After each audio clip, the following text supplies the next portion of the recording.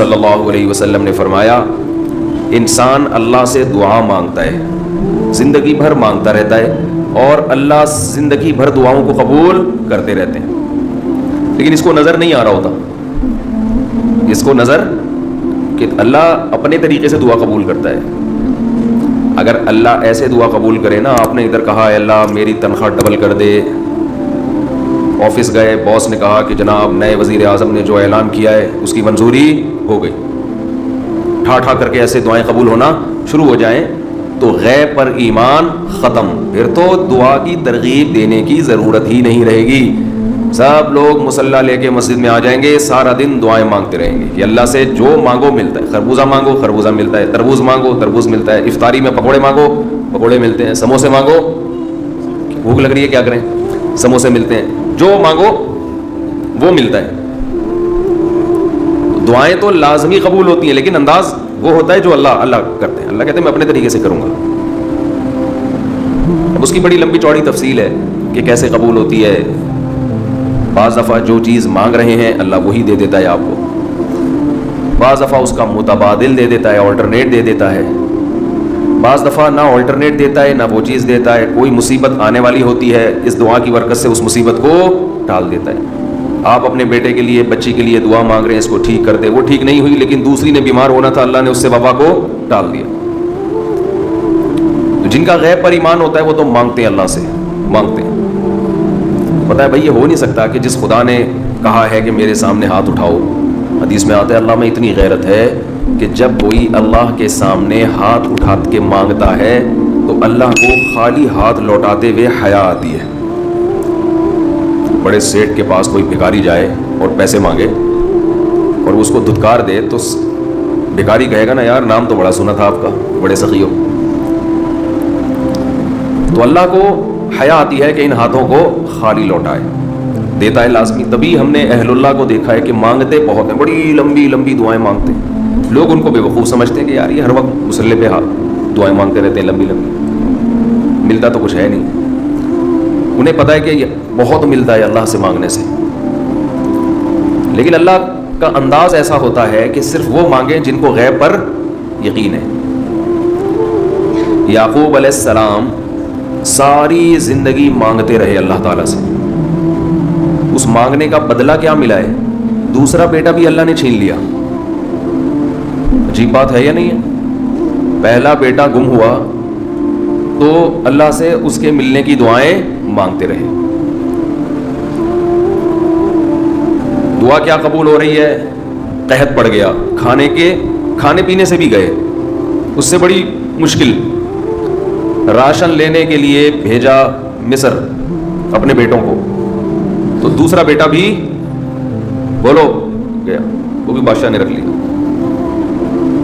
روتے روتے آنکھوں کی بینائی چلی گئی. آپ کی اولادیں آپ سے کیا کہنے لگی ہیں؟ تاللہ تفتأ تذکر یوسف, اللہ کی قسم آپ یوسف کو ابھی تک یاد رکھا ہوا ہے. حتی تکون حرضا او تکون من الہالکین, آپ کی جان نہ چلی جائے. تو زبان سے یہ نہیں کہا کہ میں اللہ سے مانگ مانگ کے تھک گیا ہوں لیکن اللہ دینے کے لیے تیار نہیں ہے, میرا تو دوسرا بیٹا بھی گیا. جب دوسرا بیٹا بھی گیا ہے نا, اس وقت یہ الفاظ کہیں کہ آنکھوں کی بینائی چلی گئی. گھر والے کہنے لگے کیا آپ کو ابھی تک یاد ہے؟ کچھ چیزیں غیر اختیاری ہوتی ہیں, اپنے اختیار سے غم کو سوچنا یہ شریعت میں جائز نہیں ہے, لیکن کچھ چیزیں انسان کے اختیار میں نہیں ہوتی. وہ غم جو آپ کے اختیار میں نہیں ہے اس پہ آپ کو گناہ نہیں ملتا بلکہ صبر پہ ثواب ملتا ہے. شریعت میں حکم یہ ہے کہ غم کو بھول جاؤ, اس کو ایک ہی چیز کو لے کے مت بیٹھے رہو. لیکن حضرت یعقوب علیہ السلام کو اپنے بیٹے سے اتنی محبت, ظاہر ہے اس بیٹے میں بہت ساری خصوصیات تھیں, وہ جانتے تھے کہ اللہ ان کو پیغمبر بنائے گا, کہ اتنے عرصے کے بعد بھی آپ کے دل سے غم نہیں نکلا, لیکن اس غم کو لے کر زندگی گزار دی. کسی کے سامنے اللہ کی شکایت نہیں کی کہ میرے ساتھ کیا ہو رہا ہے. اور دعا قبول کیسے ہو رہی ہے کہ دوسرا بیٹا بھی گیا. بیٹوں نے آ کے بتایا کہ آپ کے بیٹے نے چوری کی تھی جس کی وجہ سے بادشاہ نے اس کو رکھ لیا. قال بل سولت لکم, بل سولت لکم انفسکم امرا، باپ نے کہا تم نے جیسے پہلے ایک کہانی گڑھی تھی دوبارہ سے ایک کہانی گڑھ لی ہے. حالانکہ اس دفعہ بیٹے سچ بول رہے تھے، چوری تو نہیں کی تھی لیکن الزام لگا تھا چوری کا. تو یعقوب علیہ السلام نے دوسرے بیٹے کے جانے پہ ایک لفظ ناشکری کا زبان سے نہیں نکالا، بلکہ کیا کہا؟ انما اشکو بثی وحزنی الی اللہ واعلم من اللہ ما لا تعلمون، میں اپنا غم تمہارے سامنے بیان نہیں کرتا، صرف اللہ کے سامنے بیان کرتا ہوں، اور اللہ کے بارے میں وہ کچھ جانتا ہوں جو تم نہیں جانتے. کیا مطلب؟ وہ مجھے تسلی دے رہا ہے، اس میں خیر ہوگی، ہمارا کام ہے مانگنا. بھکاری ہیں یہ تو، ملحد اور خدا کے منکر لوگ ہیں جو مسلمانوں کا مذاق اڑاتے ہیں کہ یہ دعائیں مانگتے ہیں اور ان کو ملتا کچھ نہیں ہے. وہ بھائی ہمیں اس سے غرض ہی نہیں ہے کہ رب کیسے دے رہا ہے، ہمیں اس نے پابند بنا دیا مانگو، تو ہمیں اہل اللہ کو تو مزہ اس سے آتا ہے کہ اس نے ہمیں بول دیا مانگو، وہ اتنا بھی دے، مانگنا ہی ہمارے لیے سب کچھ ہے. تو میں جو بات عرض کر رہا تھا وہ یہ تھی کہ یعقوب علیہ السلام مانگتے رہے، پھر دوسرا بیٹا بھی چھن گیا، کوئی مایوسی کا کوئی لفظ مایوسی کا زبان سے نہیں نکالا. تو حدیث میں آتا ہے کہ ایک بندہ مسلسل دعا مانگتا ہے اور اللہ قبول کرتا ہی رہتا ہے، یہاں تک کہ یہ بندہ ایک دن زبان سے ایک لفظ نکالتا ہے، کیونکہ اس کو قبول ہوتے ہوئے نظر نہیں آ رہی ہوتی نا دعا. یہ زبان سے کیا لفظ نکالتا ہے کہ میں دعا مانگتا ہوں مگر اللہ قبول بولو نہیں کرتا. جیسے معاذ اللہ نقل کفر کہ یعقوب علیہ السلام اگر کہہ دیتے کہ اللہ کئی سال سے دعا مانگ رہا تھا بیٹا مل جائے مگر تو نے تو دوسرا بھی چھین لیا، لہذا ثابت یہ ہوا کہ میں مانگتا تو ہوں لیکن اوپر والا قبول بولو نہیں کرتا. اگر یہ لفظ زبان سے نکالتے جیسے کہ آج کل لوگ نکالتے ہیں زبان سے، تو حدیث میں آتا ہے یہ جو جملہ زبان سے نکالا ہے اس کے بعد سے اللہ قبول کرنا چھوڑ دیتے ہیں.